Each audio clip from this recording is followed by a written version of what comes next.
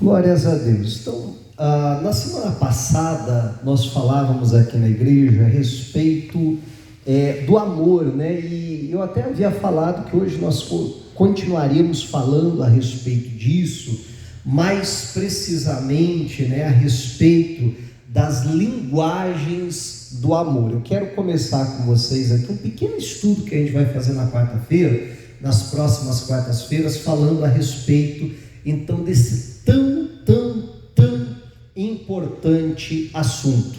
E eu vou estar falando aqui por esses dias, até baseado um pouquinho, né, muito daquilo que a gente vai estar vendo aqui é baseado nesse livro. Não sei se alguém já leu As 5 Linguagens do Amor. Alguém já leu esse livro?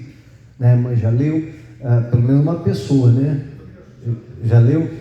De manhã não tinha ninguém, né? Mas é um assunto fundamental, né, como a gente vai estar vendo. Hoje eu quero fazer apenas uma pequena introdução, né, a respeito desse assunto, para a gente entender o que nas próximas semanas nós estaremos falando de uma maneira então mais pontual ainda. Bom, na quarta-feira passada, como eu dizia, a gente já falava um pouquinho sobre o amor, né? E aprendemos que a Bíblia diz que é o amor que une perfeitamente as pessoas, né? E aí nós falávamos também que o amor é muito mais do que um sentimento. É claro, o amor também envolve sentimento, né? As emoções, sentimentos, mas ele não é só isso. Nós aprendemos que ele é uma escolha, uma decisão. Eu decido amar. E aí a gente viu esse texto de 1 Coríntios 13, 4, inclusive nessa tradução que eu quero ler agora com vocês, que é a nova versão transformadora. Eu quero ler esse texto nessa tradução então, que diz assim: o amor é paciente e bondoso. O amor não é ciumento nem presunçoso, não é orgulhoso nem grosseiro, não exige que as coisas sejam à sua maneira, não é irritável nem rancoroso, não se alegra com a injustiça, mas sim com a verdade. O amor nunca desiste, nunca perde a fé, sempre tem esperança e sempre se mantém firme. Vamos dar um pulo aqui no versículo 7, lá para o último versículo desse capítulo, que é o 13, que diz assim: 3 coisas, na verdade, permanecerão, né? Entre o versículo 8 até aqui, a Bíblia vai falando de algumas coisas que iriam desaparecer, a ciência, as profecias e etc. Mas a Bíblia diz, mas tem coisas que vão permanecer, né? Está falando até quando a gente chegar lá no céu. Então são coisas que são necessárias para a nossa vida cristã aqui e que vão permanecer, né, na vida eterna. 3 coisas, na verdade, permanecerão: a fé, a esperança e o amor. E a maior delas é o amor. Então alguns chamam isso aqui do tripé da vida cristã: a fé, a esperança e o amor. Ninguém tem dúvida que a fé é necessária para o bom andamento da vida cristã, né?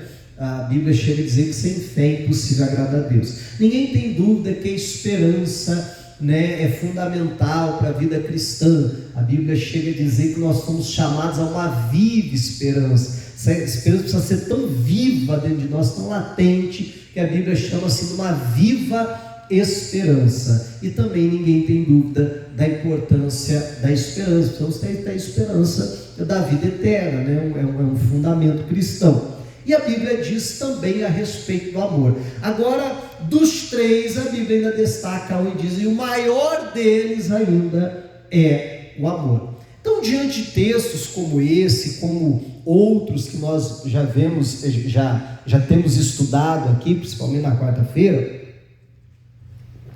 eu acho que nenhum cristão poderia discordar da importância do amor. A Bíblia chega a dizer que Deus é amor.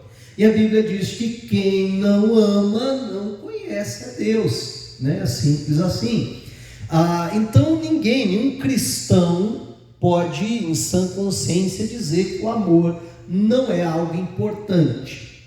Além disso, a gente olha o tanto de livros que já foram escritos, eu não estou mais falando no que diz respeito ao cristão, estou falando de qualquer pessoa, né? Se você vê o tanto de livros que foram escritos a respeito do assunto, o tanto de filmes que foram escritos, que foram feitos, né, retratando, falando a respeito do amor e assim por diante, eu acho que nenhuma pessoa, né, sendo cristão ou não, poderia dizer que o amor não é algo importante. O amor é algo fundamental. O amor, ele impulsiona até mesmo as nossas vidas. Além de, né, nós como cristãos ou como qualquer cidadão entende, né, a importância do amor, quando a gente fala, por exemplo, com os psicólogos e tal, ainda mais que estudam essa área da psique, do lado emocional e tal, do ser humano,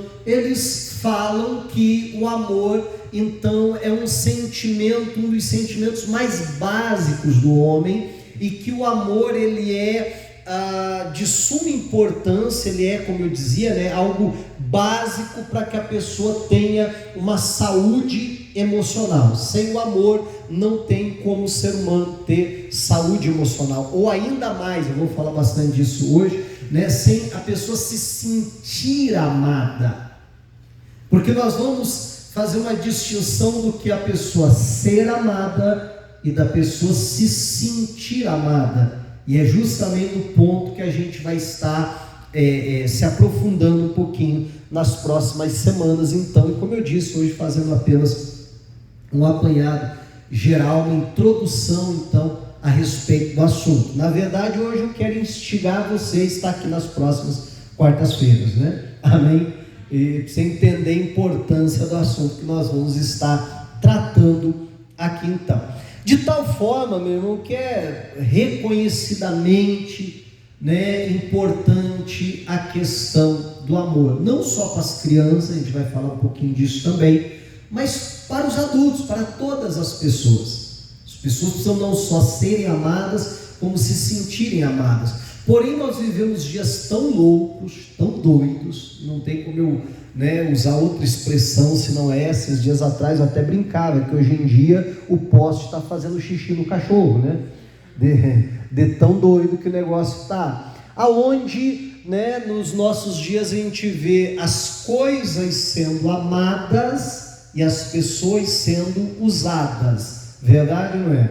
E o que deveria ser justamente o oposto, as pessoas serem amadas e as coisas serem usadas. Além disso, tem muitas pessoas, e entenda bem, nada contra quem tem o seu animalzinho de estimação, não é esse o ponto, mas tem muita gente que ama mais um animal do que ama um ser humano, né? E eu penso que isso já deve ser um sinal de alerta para nós, que alguma coisa não está errada. Eu não estou dizendo que a gente não tenha que amar, né, o animal. A Bíblia diz que o justo, ele cuida bem do seu animal, né? Mas quando o meu amor por um animal é maior do que o amor que eu tenho por uma pessoa, aí eu acho que eu preciso rever os meus conceitos com relação ao amor. E diante de tudo isso, eu creio que assim, todas as pessoas sabem, pelo menos em linhas gerais, o que é o amor.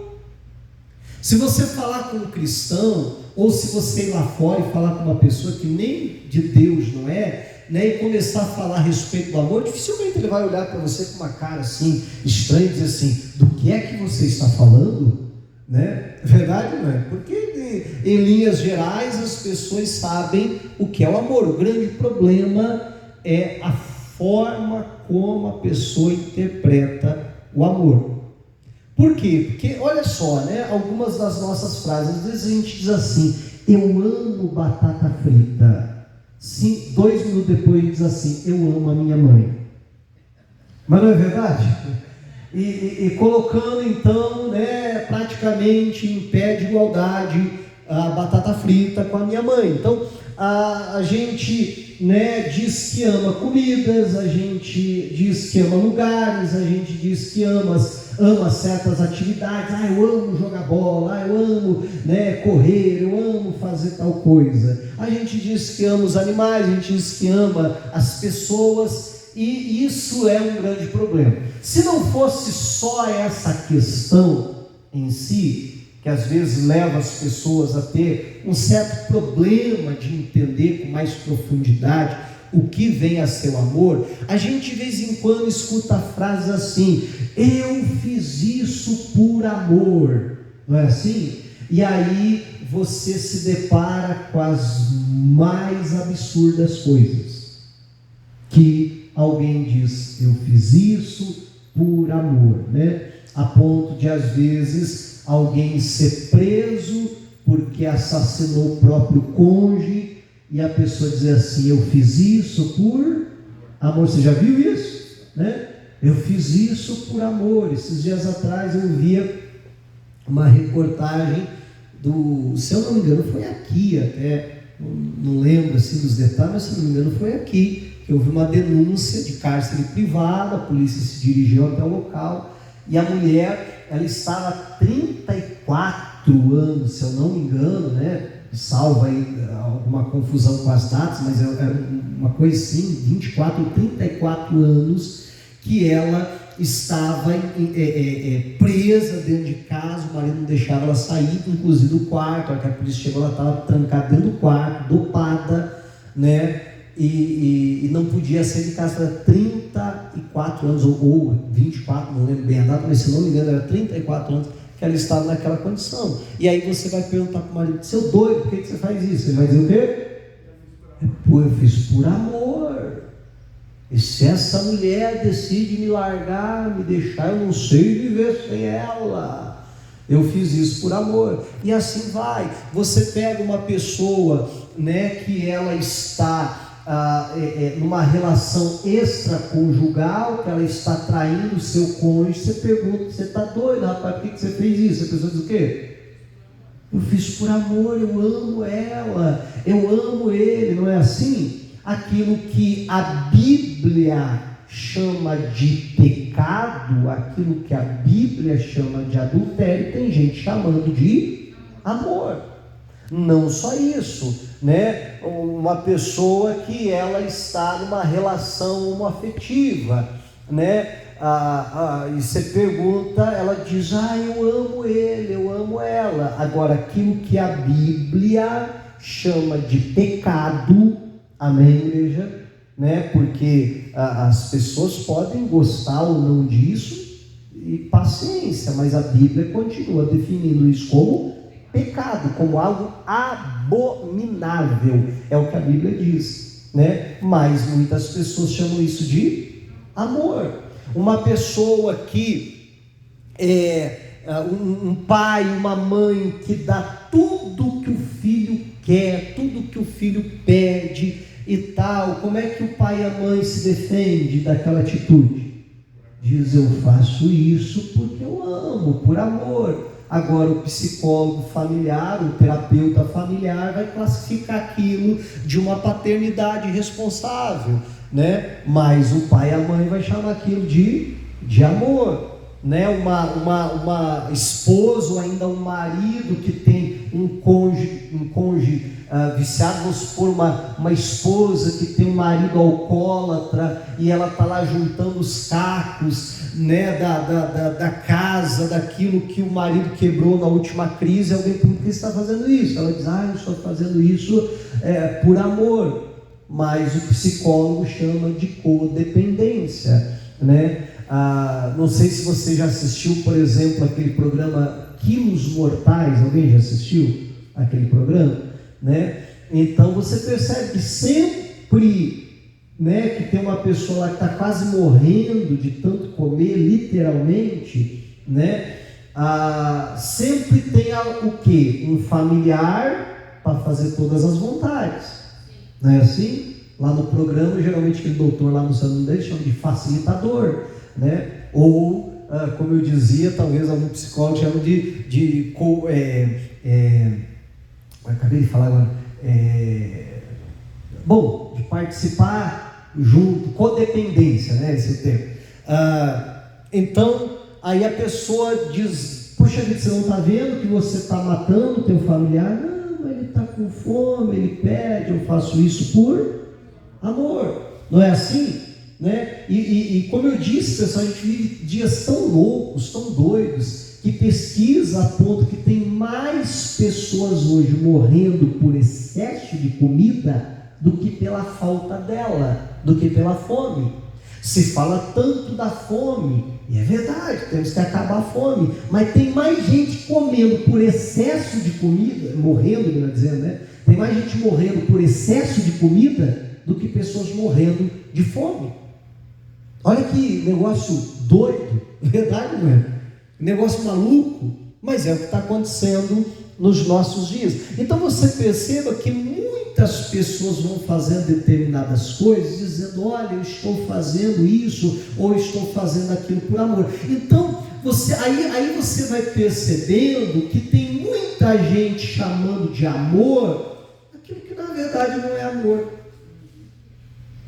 Tem muita gente entendendo como amor o que a Bíblia não define como amor.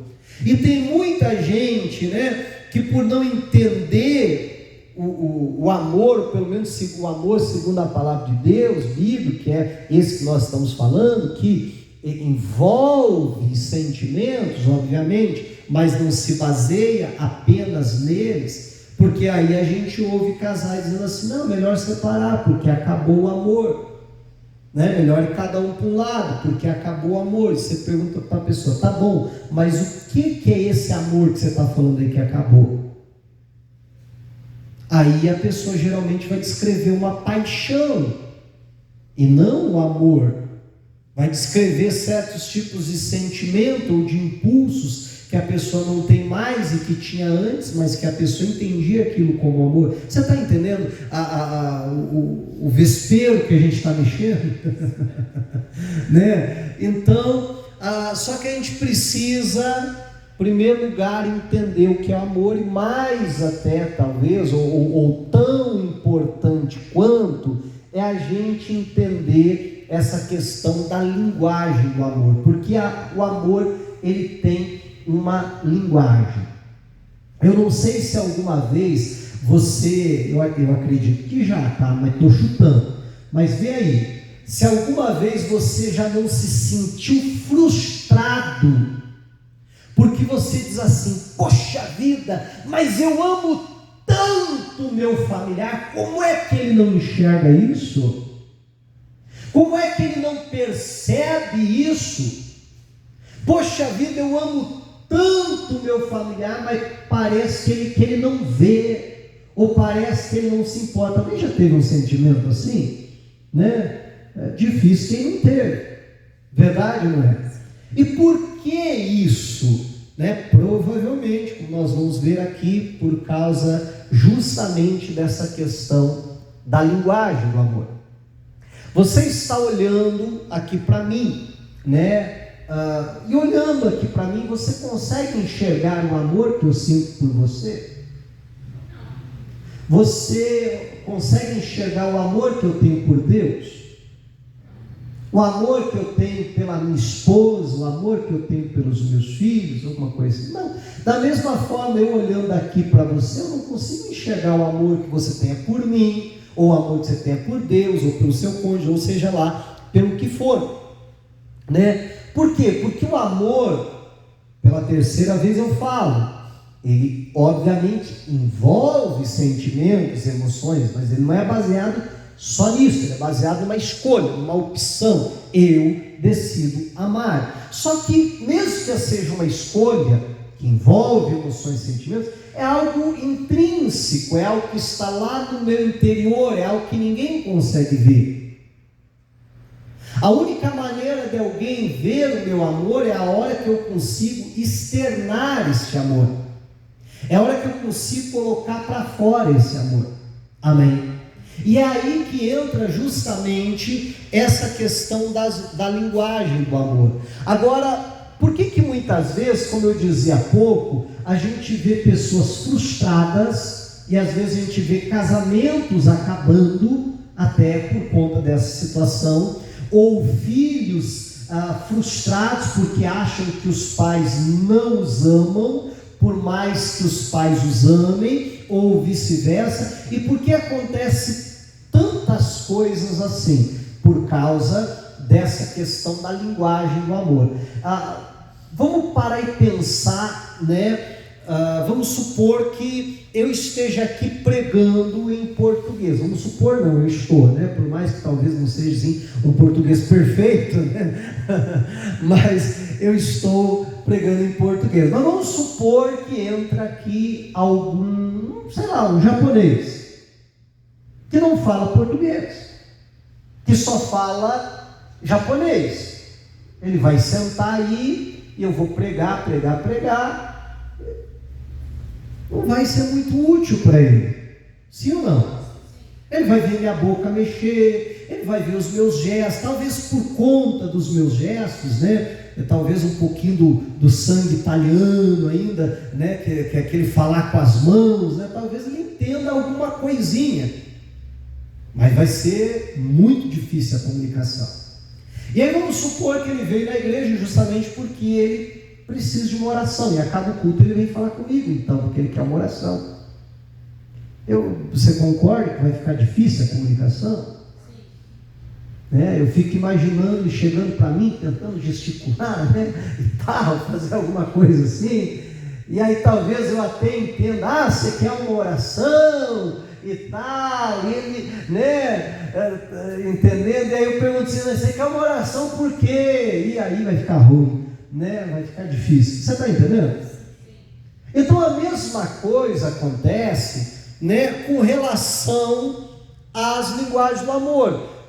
Por que nós não estamos, naquele caso hipotético que eu falava, eu e o japonês lá, por que nós não estamos nos entendendo muito bem? Porque eu tenho uma linguagem e ele tem outra.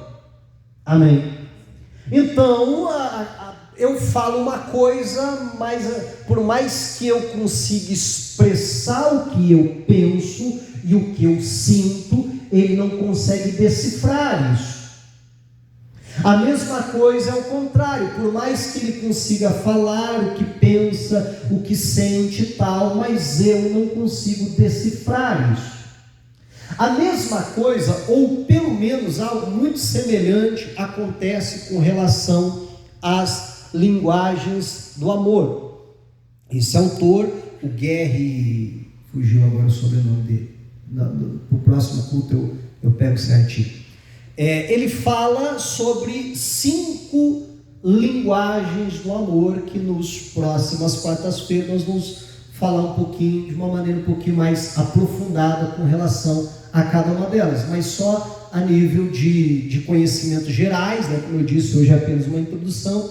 Ele fala de palavras de afirmação, ele fala sobre tempo de qualidade, ele fala sobre presentes, ele fala a respeito de afeto, de carinho, de contato, né? E ele fala, deixa eu tentar lembrar a última aqui que eu pulei alguma, serviço.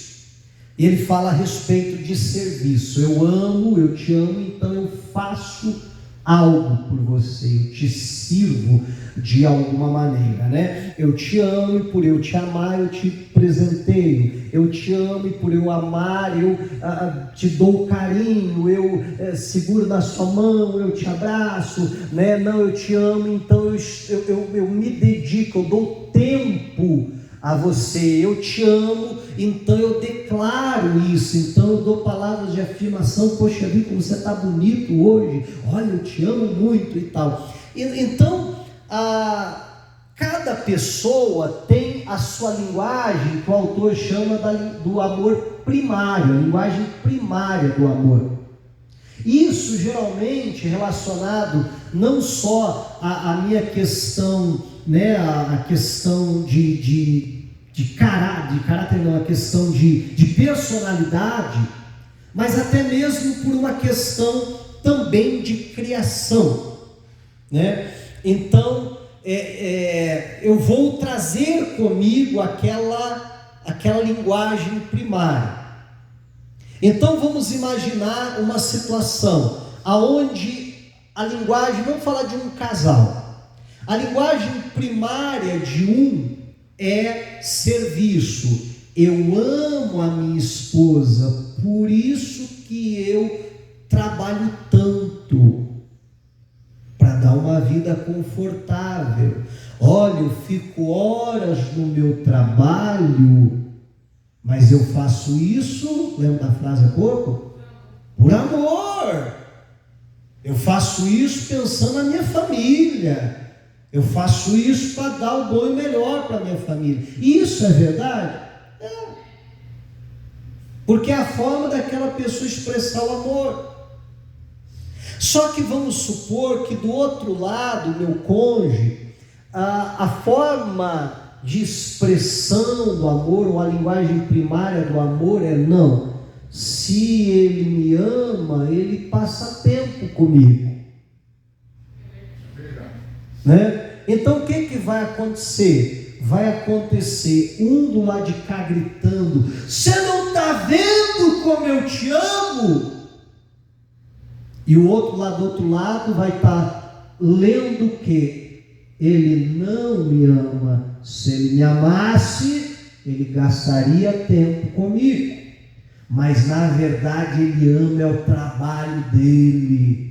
Ele ama mais o trabalho dele do que eu. E aí geralmente a pessoa nessa condição, ela começa a ficar com raiva do trabalho dele. Porque a pessoa, de uma maneira inconsciente, começa a ler que o trabalho é meu concorrente, ele me ama mais que o trabalho. Você está entendendo o problema da coisa? E aí, geralmente, essa pessoa, para tentar despertar o cônjuge, ela começa a fazer o quê? A atacar o trabalho dele. E aí o camarada diz: poxa vida, mas é justamente através do meu trabalho que eu demonstro o meu amor por ela e pela minha família. E essa mulher não reconhece o que eu faço e ainda ataca o meu trabalho, a maneira que eu estou tentando usar para demonstrar o meu amor. Você já viu ou já ouviu histórias de casamentos acabarem por conta disso? A gente não precisa ir muito longe. Sim ou não? E aí você diz, aí de um lado você tem alguém frustrado que diz: poxa vida, eu amo tanto ela, como é que ela não enxerga? E do outro lado a gente tem alguém, que também tenta demonstrar o seu amor do seu jeito. E qual que é o jeito dela demonstrar? Olha aqui, eu tenho tempo para passar para você. Mas ele diz: mas eu não tenho tempo para isso. Olha só, viu? Ele não me ama, porque se ele me amar, ele passava tempo. Você está entendendo a confusão que isso gera? Então nós precisamos, não sei se você vai entender a minha colocação, mas descer do nosso pedestal de orgulho,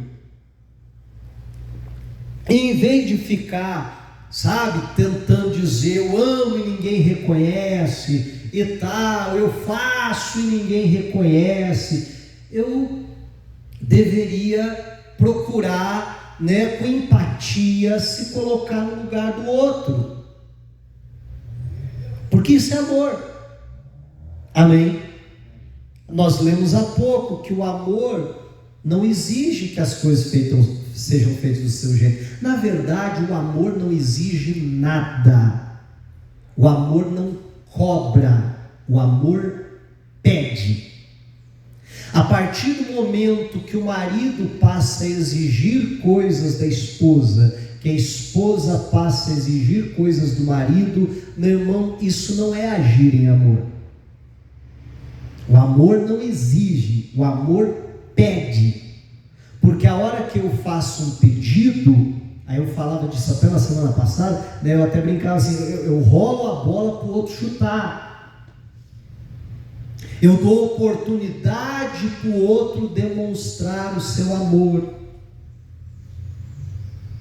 Mas a hora que eu faço exigências, eu estou agindo como pai, como mãe, que quem faz exigência é pai e mãe.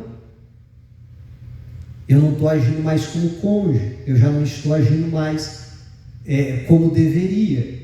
Você está entendendo? Não, você tem que fazer isso, você tem que fazer aquilo. Não, você poderia fazer isso, você poderia fazer aquilo. Amém?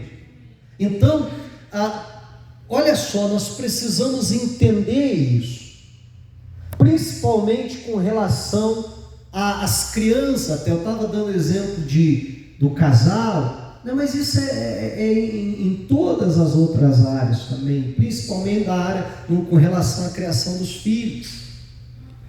Meu irmão, todas as pessoas precisam se sentir amadas.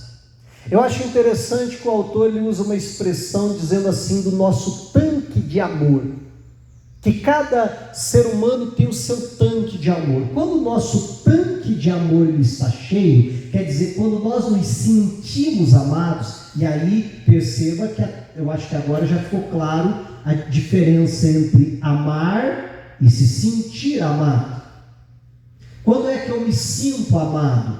É quando alguém usa a minha linguagem de amor.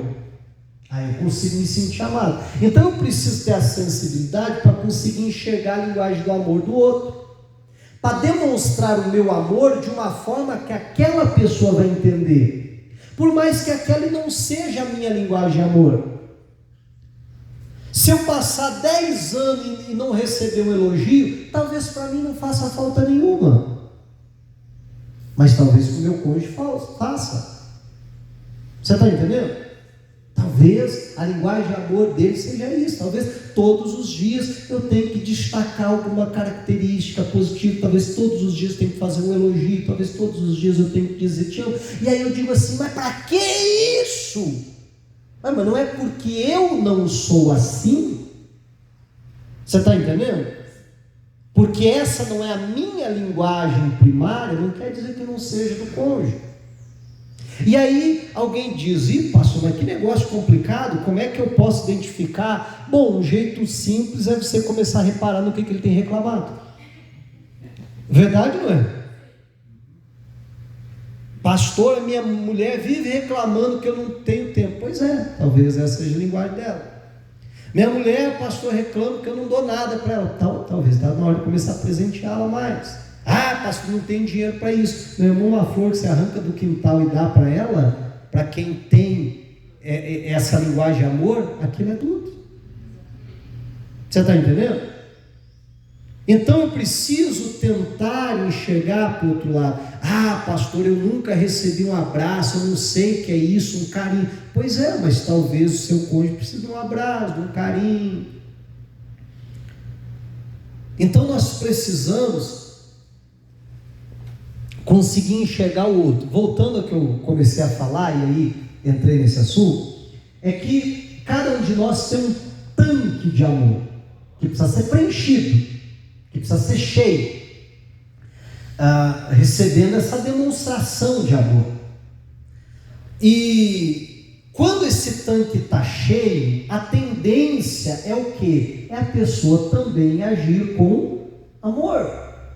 Mas quando esse tanque está vazio e a pessoa está se sentindo mal amado, de uma forma inconsciente, a tendência é a pessoa lutar, é a pessoa fazer alguma coisa, é a pessoa muitas vezes começar a atacar o outro, ou como eu dizia, o exemplo que eu dava há pouco, atacar o trabalho, porque eu leio que é o trabalho do meu marido que está me roubando ele, ou o hobby que ele tem que está roubando o tempo que ele deveria ter comigo, e assim por diante. As crianças, quando se sentem mal amadas, geralmente elas começam a se comportar mal, numa intenção às vezes até de chamar atenção, ou simplesmente de algo até inconsciente, mas com um grito até mesmo de socorro com relação a isso. Então nós precisamos, começar a enxergar dessa forma. Nós precisamos começar a enxergar, primeiro, meu irmão, que uma ferida emocional pode doer tanto quanto uma ferida física. E tem muita gente morrendo com uma ferida emocional. E vou além, tem muita gente tirando a própria vida. E aí você diz, mas como é que essa pessoa fez isso? Olha lá, estava tudo bem na vida dela, mas às vezes ninguém conseguia enxergar a ferida emocional que a pessoa estava tendo. Amém? E de forma alguma eu estou defendendo o suicídio, claro que não, isso é pecado, isso leva a pessoa para o inferno. Mas alguém já disse, e de certo modo eu concordo com essa frase, que alguém que tira a sua vida, ela não queria acabar com a sua vida, com a sua existência, ela queria arrumar um jeito de acabar com a dor que ela estava sentindo. Olha que coisa séria. Então, e aí se você vai olhar, você vai perceber, vai remeter justamente a um tanque de amor vazio que causava aquela ferida emocional. Mas às vezes a gente tem a tendência de reparar tanto quando é algo físico, mas parece não se importar muito com os problemas emocionais, que são tão importantes quanto os problemas espirituais e os problemas naturais ou físicos. Amém? Porque o ser humano ele é feito do seu emocional, do seu espiritual e do seu carnal, natural, do corpo. E essas três coisas precisam andar, né, em harmonia. Agora, a gente como crente, às vezes a gente se preocupa muito com o lado espiritual e até com o lado natural, mas às vezes parece que ignora, muitas vezes, o lado emocional. E todas essas coisas precisam caminhar juntas. Meu irmão, olha para Adão. Deus fez o Adão. O Adão era perfeito. Não tinha nenhum problema físico. O Adão espiritualmente era perfeito. Ele tinha plena comunhão com Deus. Ele não havia pecado ainda. Ele todos os dias era visitado pelo Senhor, conversava com Deus como qualquer um de nós conversa com um amigo. Ele tinha plena comunhão com o Senhor, mas mesmo assim Deus olha para ele e diz: não é bom que o homem esteja só. Qual que foi a necessidade que Deus viu em Adão? A necessidade emocional. Deus olha e diz: fisicamente ele está perfeito, espiritualmente ele está perfeito, mas Deus faz o diagnóstico e diz: mas o homem ainda tem uma outra necessidade, a necessidade emocional, relacional, de se relacionar com alguém, não só comigo no campo espiritual, Deus falando, mas com alguém semelhante a ele. O que eu vou fazer? Vou fazer uma mulher, porque não é bom que o homem viva só. Então você perceba que o próprio Deus se preocupa e faz o diagnóstico, enxerga essa necessidade então no ser humano, e muitas vezes nós parece que ignoramos. O autor, né, desse livro, ele fala do caso até de uma menina que aos 13 anos de idade estava se tratando de uma doença sexualmente transmissível, e que a família havia ficado, né, horrorizada com aquilo, e ele estava atendendo. Ele é um psicólogo e terapeuta familiar, e ele estava atendendo então essa família, e a família, né, horrorizada com aquela situação. E quando foi conversar com a menina, né, começou a se abrir ali, e ele percebeu que o tanque, né, eu vou assim chamar, de amor estava vazio. E ela começa a relatar que aos 9 anos de idade, quando os pais se separaram, e ela vê o seu pai sair de casa, a leitura que ela faz como uma criança é: meu pai não me ama, por isso que ele foi embora, por isso que ele saiu de casa.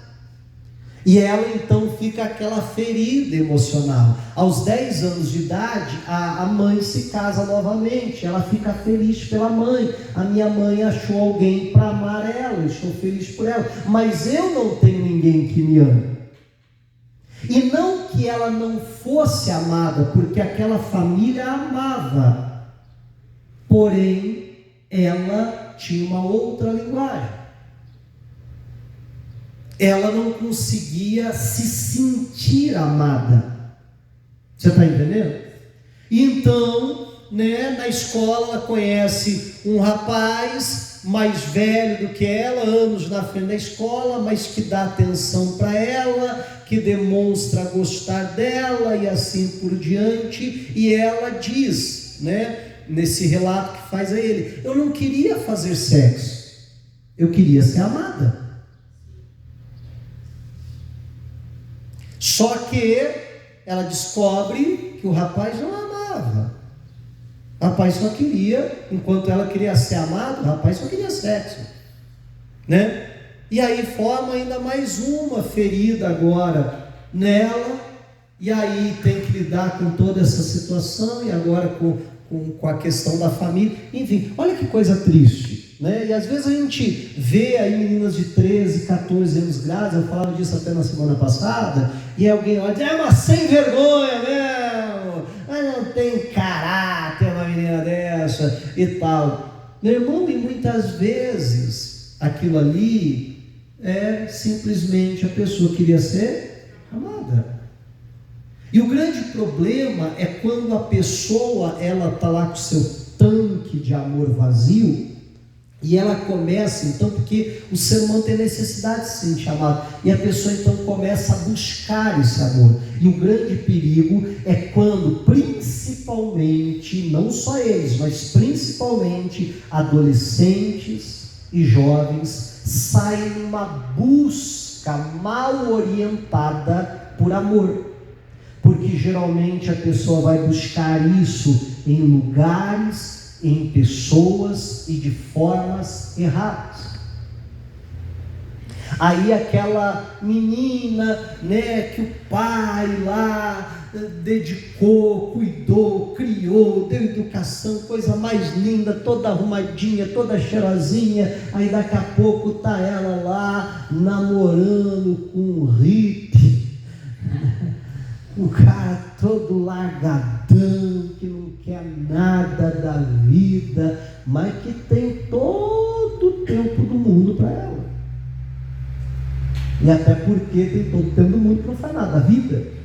E o pai quer se matar, E o pai diz: meu Deus do céu, minha filhinha, eu trabalhei tanto para dar do melhor para ela, porque talvez a linguagem de amor dele fosse essa, você está entendendo? E a linguagem do amor da filha era tempo de qualidade, que ele nunca teve. Mas agora o Zé Droguinha lá dá tempo de qualidade para ela, porque não também, coitado, não faz nada da vida. E o pai quer morrer. Já assistiu esse filme ou não? Você está entendendo?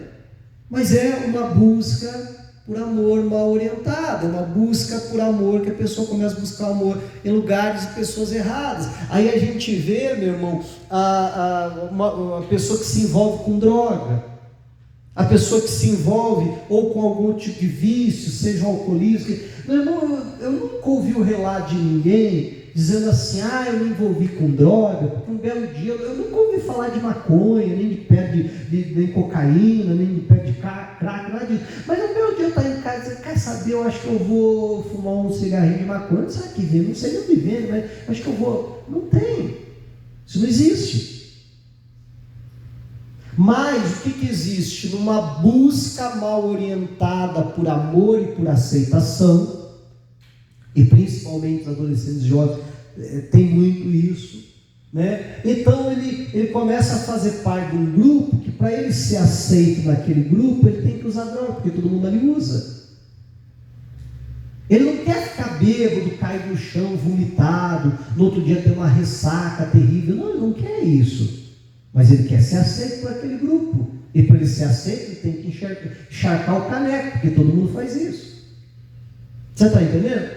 E aí a pessoa entra, às vezes, no mundo das drogas. Aí você vê, e você já deve ter assistido reportagens com relação a isso, ou quem sabe já presenciou alguma coisa assim, de pessoas que têm uma família, que têm uma casa, mas que preferem morar na rua. Porque a pessoa chega dentro de casa, alcoolizado, não toma banho, às vezes urinado, vomitado, e a família diz: meu Deus, que é isso? Que nojo! e tal.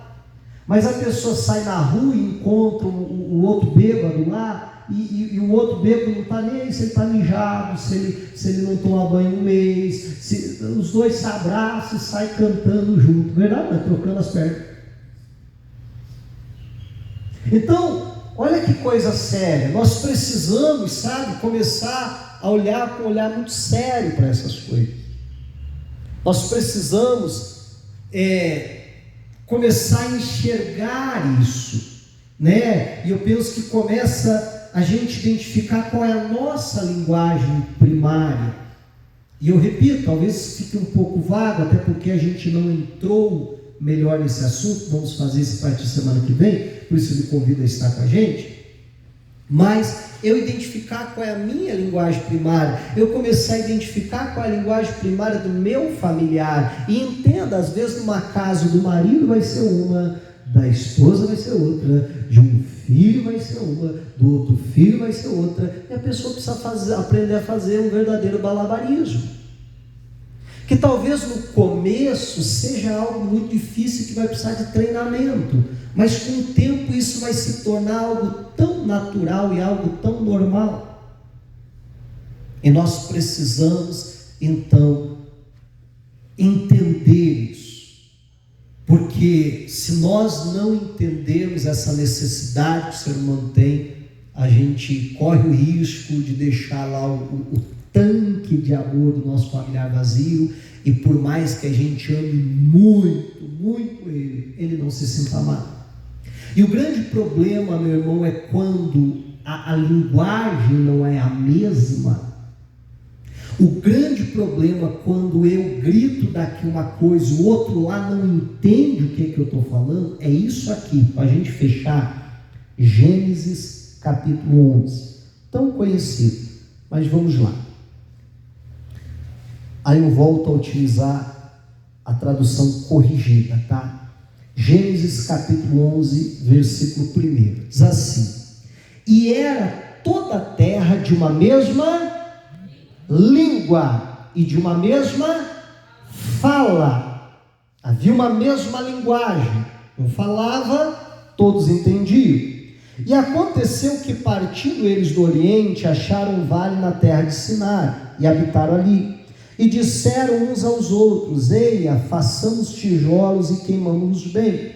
E foi-lhes o tijolo por pedra e o betume por cal. E disseram: eia, edifiquemos nós uma cidade e uma torre cujo cume toque nos céus, e façamos um nome, para que não sejamos espalhados sobre a face de toda a terra. Então desceu o Senhor para ver a cidade e a torre que os filhos dos homens edificavam. E o Senhor disse: eis que o povo é um, e todos têm uma mesma língua, e isto é o que começam a fazer. E agora não haverá restrição para tudo o que eles intentarem fazer. Eia, desçamos e confundamos ali a sua língua. Para quê, gente? Para que não entenda um a língua do outro. Não é isso que a gente está falando até agora? Assim o Senhor os espalhou dali sobre a face de toda a terra, e cessaram de edificar a cidade. Quando aquelas pessoas já não falavam mais a mesma língua, aconteceu duas coisas. Primeiro, a obra cessou. Na semana passada eu dizia que a gente poderia resumir o que a gente vem aqui fazer na quarta-feira como edificar a nossa casa. Amém? Não é verdade? Por que você vem quarta-feira na igreja? Vou edificar a minha casa. Mas quando a linguagem não é a mesma, um fala e o outro não entende, a obra para, a obra cessa, a edificação fica comprometida, essa casa não vai ser mais edificada. O segundo problema, a Bíblia diz que eles se espalharam pela face de toda a terra. Quando aquelas pessoas percebem que elas estão falando e que ninguém mais entende o que elas estão falando, elas dizem: deixa eu sair por aí, deixa eu buscar alguém que me entenda. Já ouviu essa frase? Aqui em casa ninguém me entende. Não é assim? E aí sai em uma busca e vai cada um para um lado, se espalham numa busca por, vamos nos reunir aqui com pessoas que falem a mesma língua, que nos entendam. Olha que coisa séria. E aí eu te pergunto, isso aqui é um retrato de muitas casas, de muitos lares? Simplesmente porque não se fala a mesma linguagem. Simplesmente porque eu digo, eu falo desse jeito. Não, mas às vezes eu preciso ir no nível do outro. Falar a língua do outro, ainda que não seja a minha. Para que haja edificação, para que haja união.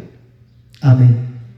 Bom, eu sei que foi uma longa introdução, mas essa foi só a introdução.